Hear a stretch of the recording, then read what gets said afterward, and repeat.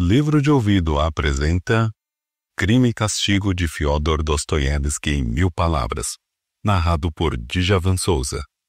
Rodion Romanovich Raskolnikov. Um jovem estudante vive em São Petersburgo em condições de extrema pobreza. Por falta de dinheiro, teve que abandonar a faculdade.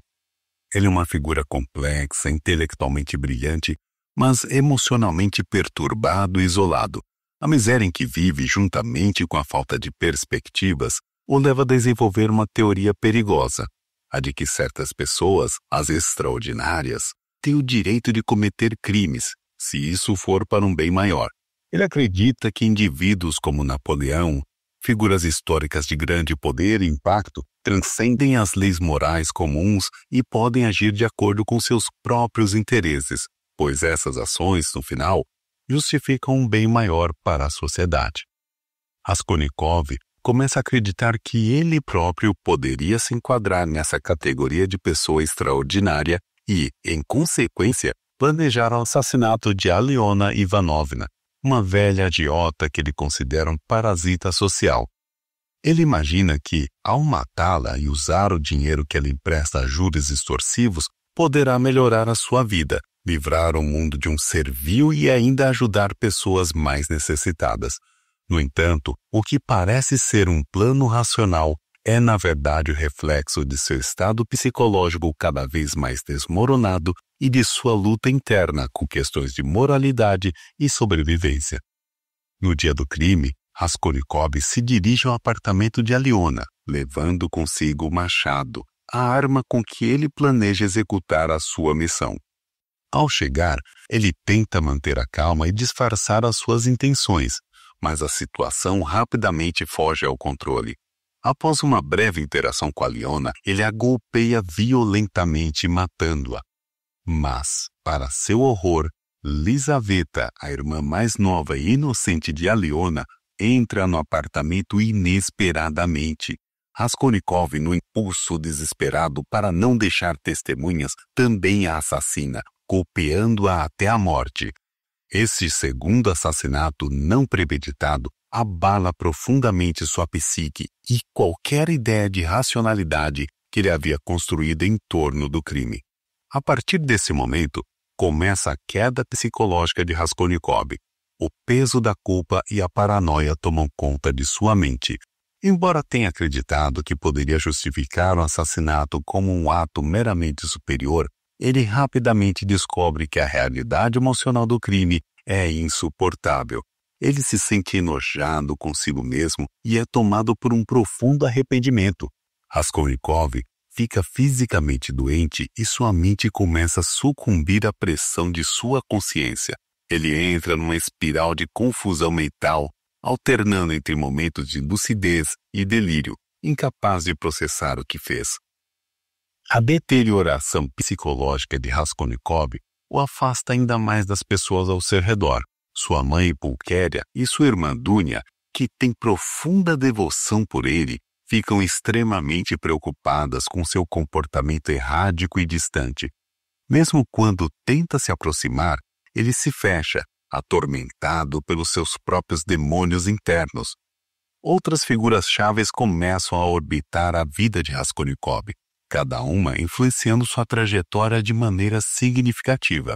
Entre essas figuras, uma das mais importantes é Sonia Marmeladova, órfã de Marmeladov, um alcoólatra conhecido de Raskolnikov, que ele conheceu quando acompanhou o funeral do pai dela.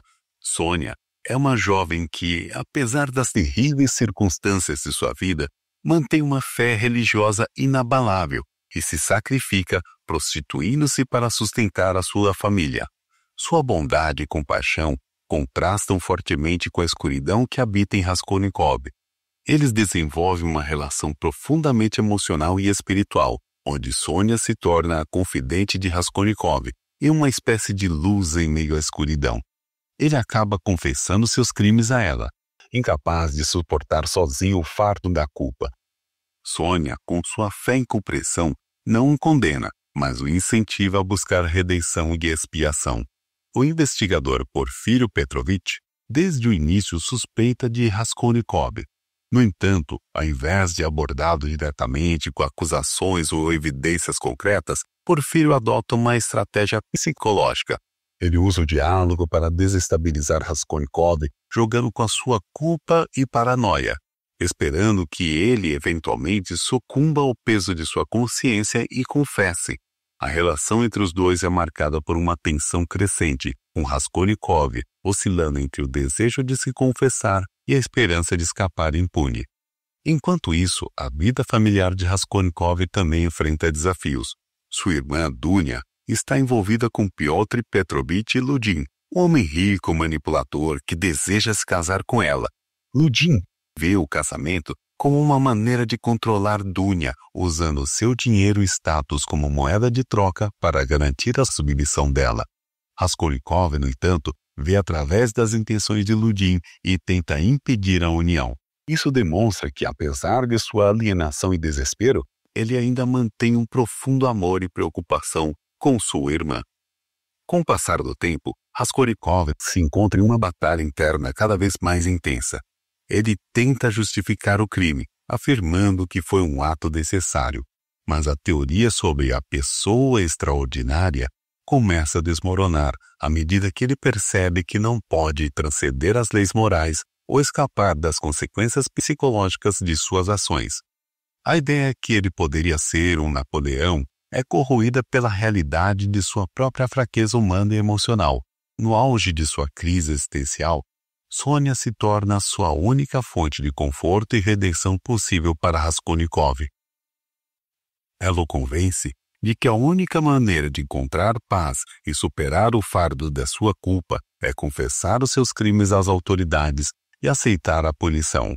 Relutante, mas incapaz de suportar mais o peso de sua consciência, Raskolnikov finalmente se entrega à polícia. Ele é condenado a trabalhos forçados na Sibéria. Raskolnikov pune a si mesmo, e de um jeito estranho, a prisão acaba sendo um alívio para o seu sofrimento mental. Na Sibéria, Raskolnikov continua lutando com seu arrependimento e com as ideias que moldaram as suas ações. Sônia mantém a palavra e o acompanha até a Sibéria, onde lhe entregam uma Bíblia. A presença de Sônia lhe oferece uma nova esperança. Através da paciência e da fé dela, ele começa a perceber que a verdadeira força e a grandeza não vêm da capacidade de violar leis morais, mas sim da aceitação de sua humanidade, da compaixão e da busca por redenção. Raskolnikov chega à conclusão que ele não é extraordinário, é só ordinário, o que deixa ainda mais destroçado. Ao sobreviver a uma doença na prisão, Raskolnikov finalmente entende que amava Sônia. E assim começa o seu renascimento.